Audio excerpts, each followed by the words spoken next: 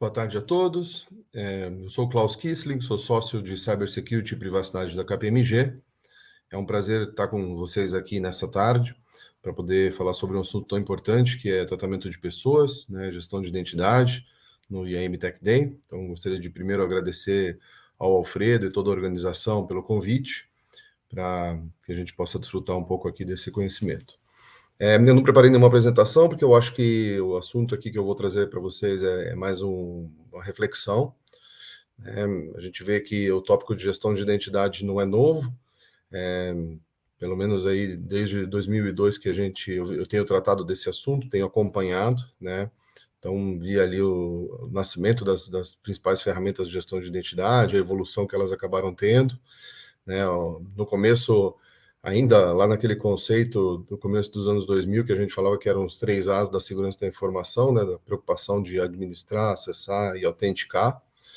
É claro que tivemos grandes avanços, né? Até praticamente 2008, 2010, muitas empresas acabaram adquirindo, tiveram grandes desafios com a questão de gestão de identidade, né? Outros focos vieram super importantes depois, né? Soluções de ciência, soluções de network forense, soluções investigativas. E o que a gente percebeu nesses últimos tempos foi exatamente o retorno, né? Principalmente com a cloud. Eu acho que a gente teve uma grande necessidade de voltar a pensar em como a gente vai fazer para que as pessoas possam ser tratadas da forma correta dentro do nosso ambiente, como a gente vai garantir que a gente tem uma boa performance em relação aos nossos funcionários, terceiros, parceiros, como a gente vai conseguir aplicar esses controles para que a gente não tenha alguns riscos, né, diretamente ligados à gestão de pessoas, né? É claro que sonhos lá no começo, né, como eu disse, como o próprio single sign-on era uma coisa um pouco mais difícil, a gente tinha uma baixa aplicabilidade e a gente viu algumas soluções despontarem, inclusive com uma parte de web, né? Então, Web Access Control, Web Single Sign-On, acho que teve uma grande evolução com essa questão. Mas talvez o ponto reflexivo aqui é o seguinte, já desde lá, né, 2002, 2005, que a gente tem uma grande dificuldade para levar soluções de gestão de identidade dentro de casa e trazer um conforto para o usuário final, né? Vejo em muitos dos nossos clientes que faltam, acho que a gente atropela algumas etapas muitas vezes, exatamente na hora de trazer esse conforto para o meu usuário, né?